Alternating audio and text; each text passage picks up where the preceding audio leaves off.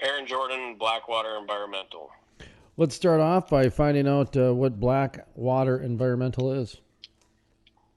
Yeah, so we're a coating sandblasting service company out of Gillette, Wyoming. Um, we do basically everything that has to do with asset protection, sandblasting, specialty coatings, plural component coatings, uh, arc spray coating for the inside of boilers for power plants and refineries. Mm-hmm. Do quite a bit of that. Secondary containment in the oil field around tank batteries, plural component polyureas, and you know, just try and keep everything looking nice and keep everything contained and keep the rust level down. How's business been on something like that? I mean, I imagine you go outside of the oil and gas industry as well, but it seems like it's the primary driver behind what you guys are doing. Yeah, so power energy is really big for us too. We do a lot in the energy sector, power plants, things like that. But oil and gas has been pretty good. We're one of those companies that they want to have around because we keep tanks from leaking. We coat the interior of them and keep them up to date. We do secondary containment, so if there is a spill, the liner catches it. We do ponds with poly welded ponds. So we're kind of one of those companies that we are a necessity, but we're also a luxury in some sense.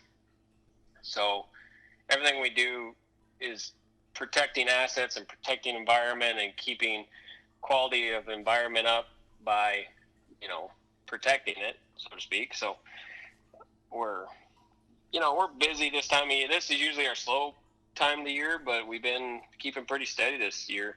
It seems like it's just keeps going around here. So Well, I was going to ask you about the environment part because that's obviously a buzzword and it's in the name of your company, Blackwater Environmental. And so I wanted to ask you just kind of what your, whether it's a sales pitch or your mission statement or just kind of the market where it's driving you to, focus on. But where are you seeing some of the environmental business or the environmental insight or just the part of a industry that you guys are seeing the solving solutions in that environmental side? Does that question make sense? yeah, so we get that a lot. Everybody wants to know where it comes from. Um, Basically, what happened was I started this company as a consulting firm where we had customers that we'd go in and we would do tank inspections. We'd check their coatings, kind of give them a lifeline of you've got so much time before this tank needs recoated or it needs it now, kind of thing. And we thought, well, environmental is kind of a buzzword, and it works for what we do because we keep tanks from leaking and polluting the environment. And we just kind of ran with it, and we were doing a job in North Dakota, and I got a call from one of our old customers, and he said, we got some guys painting the inside of the tank. It's going south. Winter's coming. I think there's a blizzard on the forecast for that week, and they didn't want to pay any more money to heat the tank and do a whole bunch of things that you have to do when a blizzard comes in. So we went in and we helped them get the tank. They just need a little bit of, support and job management. Just getting the tank done is what it ended up being. And we helped them get it done, and then all of a sudden this customer of ours said, good, so you'll be up here in 3 or 4 months when the weather breaks to do these other two tanks. And well, we don't do that anymore. And then all of a sudden they kept calling and calling, and we had crews built and started buying equipment, and we started repainting tanks and stuff again. So it really kind of came from the environmental, aspect of it is we're always trying to protect the environment, right? So a lot of things we do, it keeps oil and materials and things from hitting the ground. So we're protecting the environment. So it started out as kind of a buzzword, and if you read any kind of thing about companies that have environmental in their name, they figured out that you get like 15% more traffic through your site because of environmental. A lot of people look more towards you. So it kind of started that way, and then it, really focuses on what we do for the most part. Aaron Jordan, Blackwater Environmental. I believe on LinkedIn I saw that you guys were hiring about a week or two ago. Yep, always hiring. Okay, yeah. First of all, go ahead and if you're hiring, let people know what you're hiring for. I mean, you're the president, so you kind of know where the different areas of growth are. And also transition that to maybe a little bit of the Powder River update and where you guys are seeing some activity. If you're branching out, you mentioned North Dakota. Are you into Colorado and down in the Permian as well? Just talk to me about your guys' growth, if you're hiring, and where you're seeing activity.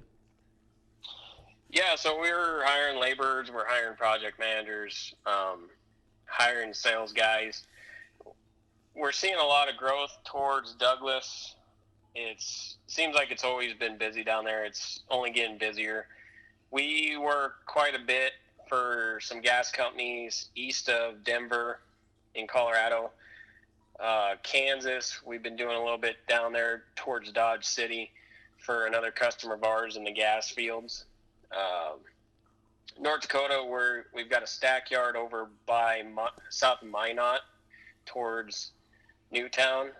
We do quite a bit of work over there in the warmer months, so we just keep a little yard over there that we can stack trailers and stuff out at.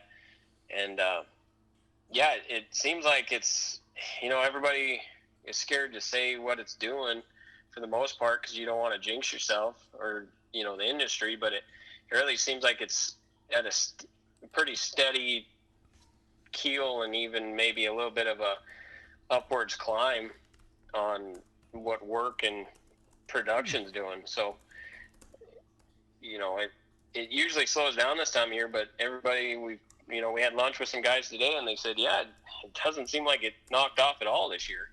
So it seems pretty good. No, there's still activity happening. I mean, I tell people too. I mean, they're getting more efficient. The rig count needs to be updated a little bit. I think the old way they count rig counts is pretty antiquated. I think a lot of even the politicians and the industry folk, the ones, the executive director types, they'll even agree with that too, because the shale play, there's such a quick decline curve after, they go with the refracts and they do some after that first initial frac. There's such a decline, so that changes things. But at the same time, North Dakota, they're pumping out 1 million plus barrels a day. Texas is doing what they're doing, and you still got some good activity happening. You're mentioning down in Kansas. I didn't even know there was anything going on down there, but good for you. You found some natural gas work down there, so there's work to be had. I see where the Powder River, they're talking 30 years of work in the Powder River. And you're based out of Gillette, is that right? Yeah. Yep, our main office is in Gillette. You got any other offices, or you just do a Gillette and then send the guys down and let them be good members of the tourism economy by getting hotels and that sort of stuff? Yeah, we hotel a lot. We do have rental properties in different states where like I said, in North Dakota, we got one where we stack materials and equipment out because, when we sandblast, we use 2-ton sacks, and we're ordering them truckloads at a time, 20, 30 sacks, so it's a lot of material to have sitting on a site for a customer, especially when we're doing large outages at, refineries or power plants.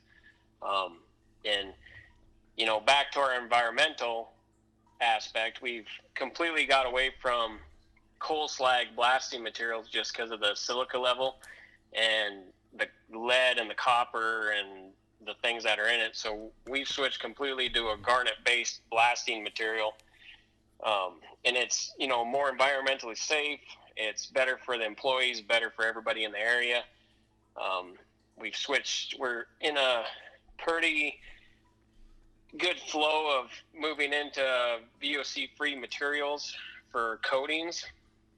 So here in, talking to we work really close to our vendors to help with customers who are looking for specialty coatings. And, from everything we've heard from our vendors here in probably the next 10 to 11 years, they're working really hard on making most of the coatings in the industry VOC free, which is kind of hard.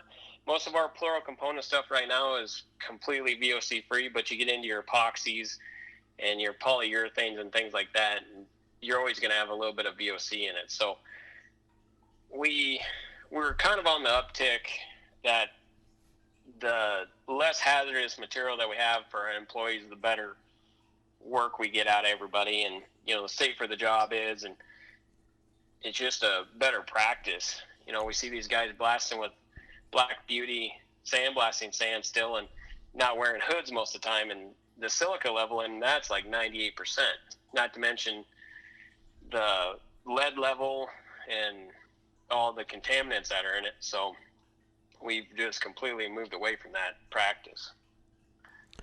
Aaron Jordan, Blackwater Environmental. I'm looking at the clock here, kind of wrapping up as we get to some final thoughts. What do you want people to know about, especially people in the industry listening, potential customers, things either that, a lot of people, a lot of questions I'm asking people have to relate to 2020 being, the most important year in oil and gas's history. I believe that. I think that the amount of rhetoric and the narrative that's happened with oil and gas, especially in the state of Colorado, and you look at California and New York, and even the presidential election, they're talking about banning the industry. So it's, this is nothing new, and this isn't political speak. This is just what's happened. The industry has been polarized. So I don't know if you want to address that at all or anything, but just kind of the what you guys are doing out there and what you want people to know about what you can do for the industry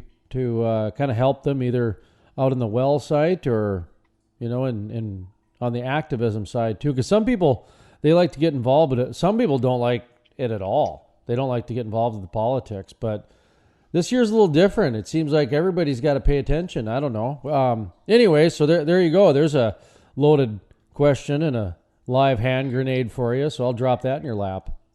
Well, I think it's interesting. You started this whole deal basically on the side of you were going to out everybody and drag somebody out in the street, show the worst parts of it, right? Well, a part of it, yeah. I mean, I guess. And then once you start interacting with the people in the industry and kind of seeing the good side of the practices and the good things people are doing and how much it benefited the country and where you lived, you kind of changed your mind on things. You're talking about when I first started this whole Crude Life deal. You're talking about. Yeah. No. Hey, excuse me. I didn't realize you listened to the show. Appreciate that. Yeah. No. When I first started this, yeah. It wasn't that I was against the industry. It was that was the shape and the narrative of the industry. For me, growing up on the east side of an agricultural state of North Dakota, and I thought it would be the easiest thing for me to do. But no, you're right. Once I got out there and met the people and saw the way the industry worked, oh, no, totally.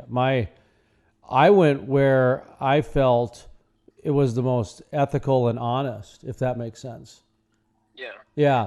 Anyway, sorry. Yeah.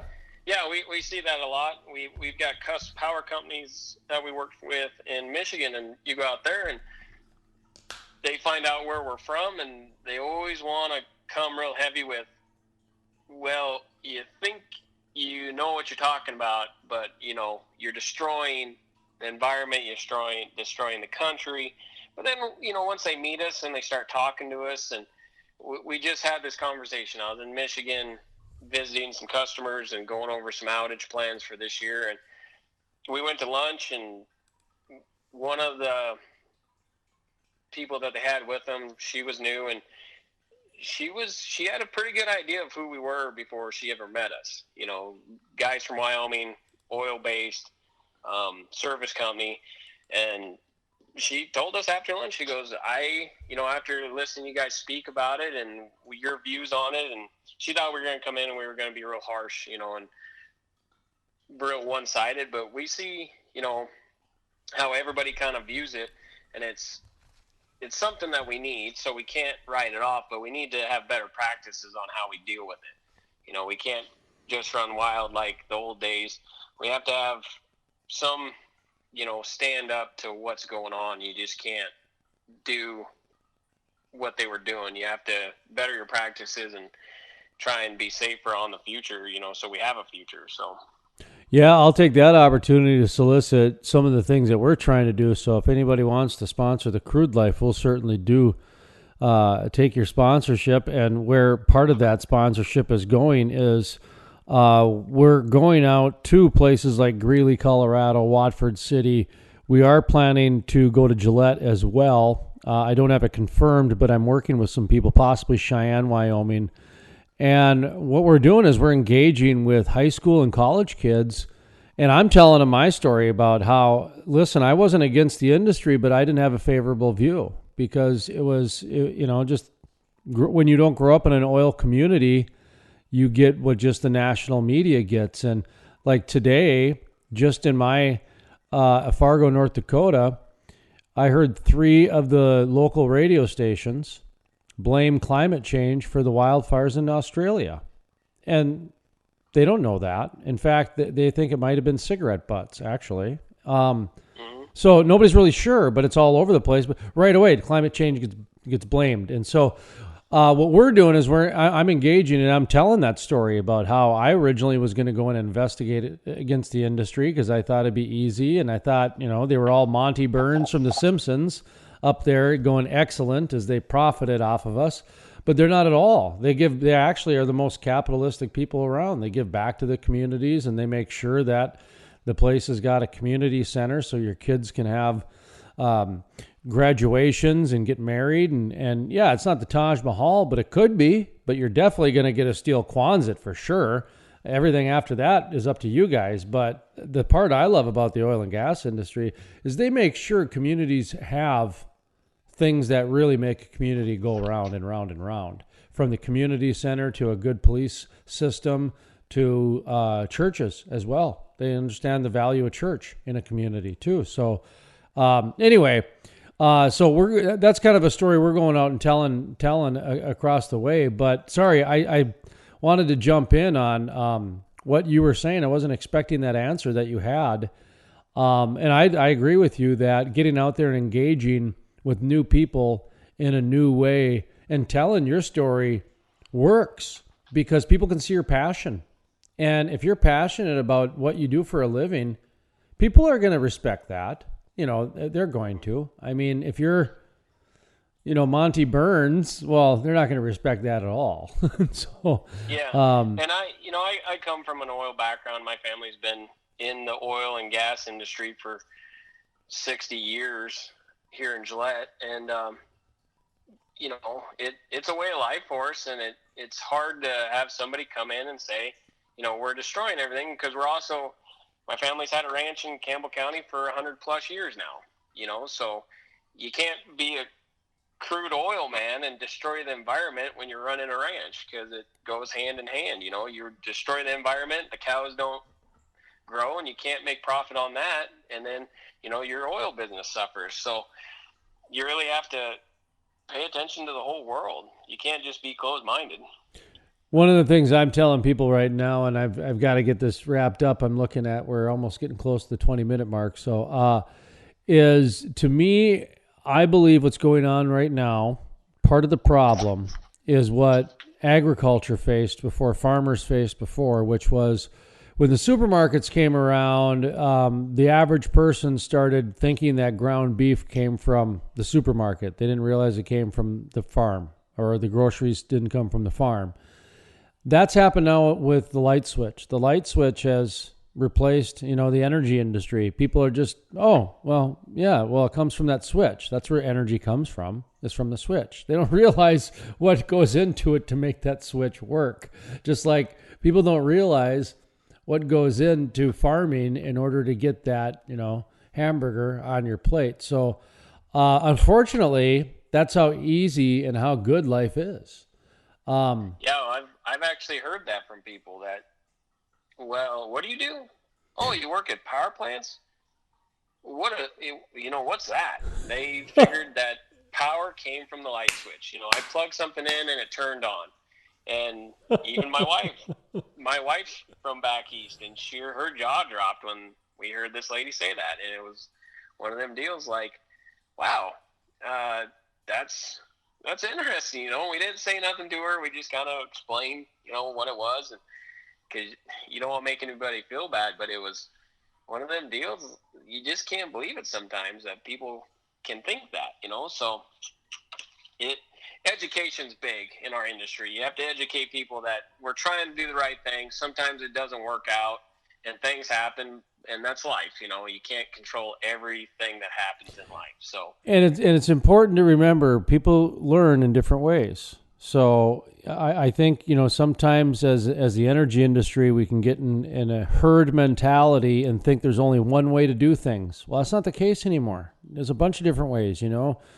That's why, like what we do, we're on the radio and we do podcasts and we're in magazines and we do newspapers and we do internet and social media, because you never know how anybody's going to get their information anymore. I mean, just the other day, I got Steve Harvey giving me news now at the gas pump. I mean, geez, are you kidding me? Everybody's giving me news everywhere from now. Mario Lopez has a podcast. I mean, the guy from Saved by the Bell. So, everybody's got one. Yep. Anyway, but one more time, thanks for coming on the program. So give yourself a plug and make sure you let people know what you do and how they can do some business with you. Yeah, thanks for having us. Aaron with Blackwater Environmental in Gillette, Wyoming. Our website is blackwaterinviro.com. Everything's on there. If you have any questions, give us a ring. The number's on that website as well.